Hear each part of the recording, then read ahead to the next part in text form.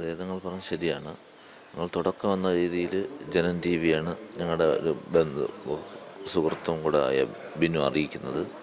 തുടർന്ന് അനിൽ നമ്പ്യാർ സാർ വന്നപ്പോൾ ബിനു നേരിട്ടും ഈ കാര്യം അവതരിപ്പിച്ചു. അപ്പോൾ ആദ്യമായിട്ട് റിപ്പോർട്ട് ചെയ്യാൻ വരികയും തുടർന്ന് നമ്മുടെ എല്ലാ പ്രവർത്തനങ്ങളും കൃത്യമായി എല്ലാ ഇത് ജനം ടി വിയാണ് ആദ്യം ഞാൻ പറഞ്ഞു നേരത്തെ ആദ്യമായി റിപ്പോർട്ട് ചെയ്തു. തുടർന്ന് എല്ലാ മാധ്യമങ്ങളും അത് ഏറ്റെടുത്തു.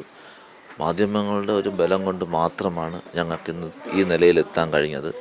വെറും ഒരു പൂർണ്ണമായി ഒരു ആത്മഹത്യ ആക്കി മാറ്റുവാൻ ശ്രമിച്ച ഒരു കൊലപാതകം ഇന്ന് ജനമനസ്സിൽ ചർച്ചയ്ക്കെടുക്കുകയും എല്ലാ ജനങ്ങളുടെ ഇടയിൽ അതൊരു വലിയ ചർച്ചാ വിഷയമാക്കി മാറ്റി അതൊരു വലിയ കൊലപാതകമാണെന്ന് ആളുകൾക്ക് ബോധ്യപ്പെട്ടത് മാധ്യമങ്ങളുടെ ഇടപെടലാണ്. അതിൽ മാധ്യമങ്ങളുടെ പങ്ക് വളരെ വലുതാണെന്ന് എന്നെ പറയാൻ കഴിയും. നീതി എന്ന് പറയുമ്പോൾ നമുക്കിപ്പം ഒന്നും പറയാൻ പറ്റാത്ത അവസ്ഥയിലാണ്. കാരണം നീതി ലഭിച്ചോ എന്ന് ചോദിച്ചു കഴിഞ്ഞാൽ ഇല്ല.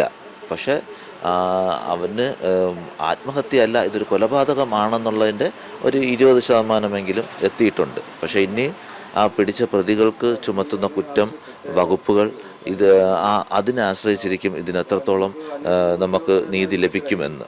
അപ്പം അത് ദുർബലപ്പെട്ടാൽ ഏതെങ്കിലും തലത്തിൽ സ്വാധീനിച്ച് ഈ വകുപ്പുകളിൽ ദുർബലമായ വകുപ്പുകൾ ഉപയോഗിച്ച് ഈ കേസിനെ അട്ടിമറിക്കാൻ ശ്രമിച്ചു കഴിഞ്ഞാൽ ഞങ്ങൾക്ക് നീതി ലഭിക്കില്ല.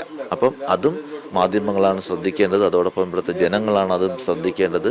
ഒരു പാവപ്പെട്ട വിദ്യാർത്ഥി, ഒരു 20 വയസ്സ് മാത്രമായ കുട്ടി ദാരുണമായി കുറേ SFIക്കാരും കോളേജിൽ SFIക്കാരാണ് ആ യൂണിയൻ എന്ന് നമ്മൾ അറിയുന്നു. അല്ല, നമുക്ക് രാഷ്ട്രീയമായിട്ടല്ല പറയുന്നത്.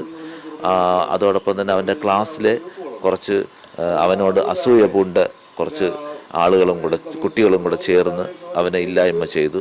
അപ്പം അവന് നീതി ലഭിക്കുവാൻ വേണ്ടി എല്ലാവരും ഇതിനോടൊപ്പം നിൽക്കണമെന്നാണ് എനിക്ക് ഒരിക്കൽ കൂടെ പറയാനുള്ളത്.